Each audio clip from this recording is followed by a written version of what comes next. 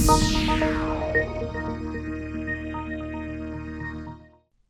following is a Broncos Broadcast Network production. Good morning and welcome to the Broncos Broadcasting Network. Coming to you from Ho Ho Ho with the Popo. I'm Ashley. And I'm Wyatt. On today's broadcast, we take a look at this week's Athlete Spotlight. And we talk about our JROTC food drive. BBN News begins now.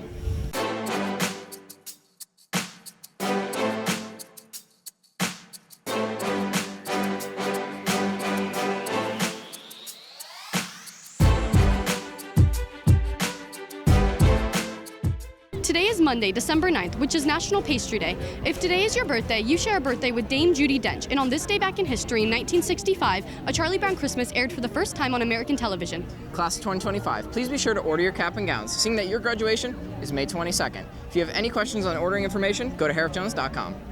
Broncos, don't forget to bring in your toys for Toys for Tots, as this Friday is the last day. The top 3 students who bring in the most toys will get either Orlando Magic tickets, $100 in vending machine money, or $100 in DHS swag. If you have any questions, please see Ms. Klink. The annual City of Davenport's Winterfest and Christmas Parade will take place this Saturday. There will be food, floats, vendors, Santa, a snowslide, and a parade. Winterfest kicks off at 4 p.m. and the parade will step off at 6. Broncos, if you haven't met your algebra graduation testing requirement yet, we will be holding the best algebra retakes this Tuesday. If you have any questions, please see Ms. Napier. The Media Center's next book discussion will take place during B&C lunch on December 18th. This book this time around is Queen Bee by Amelia Howard. If you have any questions, please see Ms. Hoffman. Broncos, if you're able to, please bring in some canned goods for the JROTC food drive. If you have any concerns or questions, please speak to Lieutenant Colonel Bustos or Sergeant Wright. The Media Center's Secret Santa Book Bash will occur this Friday. Please see Ms. Hoffman with any questions. As we mentioned, the JROTC is holding their annual food drive. Musa speaks to the JROTC about this event. The point of the JROTC food drive is we do it annually. It is to help our community. As one of the things with JROTC is to make young people better citizens in the community and leaders in the community.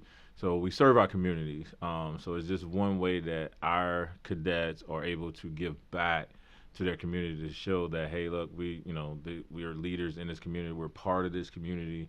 And it's just a way to, for the holidays, just to give that extra boost to, less fortunate families. It's a part of our curriculum, especially our service learning curriculum. And the idea behind service learning is how an individual can help out their community, not only the high school, but our local community, the city, and anybody else who is in need. So the student benefits is mainly just, the feeling of helping people in need.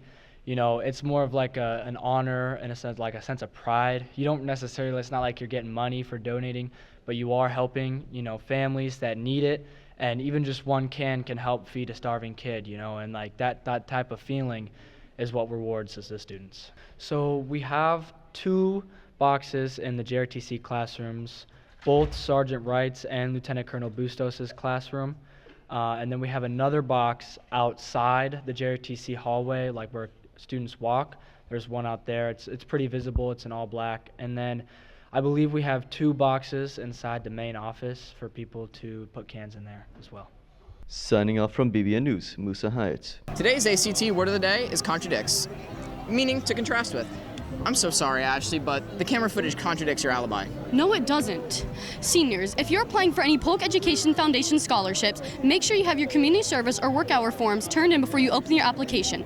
The due date is December 12th. If you have any questions, please see Ms. Thompson. Attention DHS Key Club members, your pinning ceremony and yearbook photo will take place a week from tomorrow. Please see Ms. Maldonado with any questions. Broncos, today kicks off our annual holiday spirit week.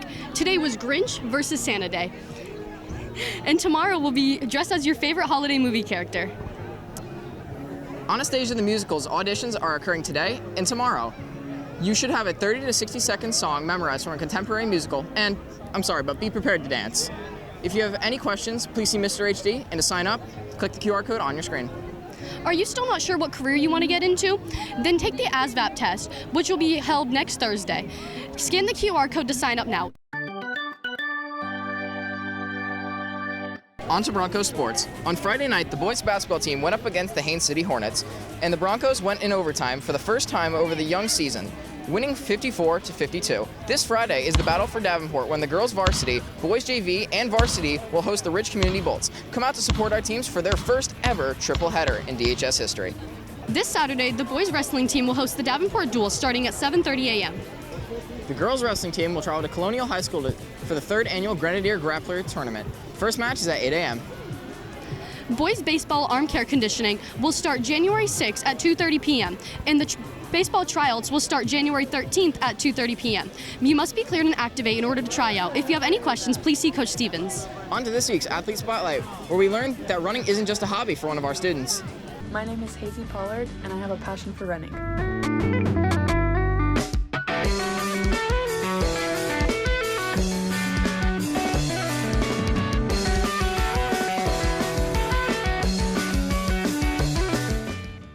What running means to me is my whole life.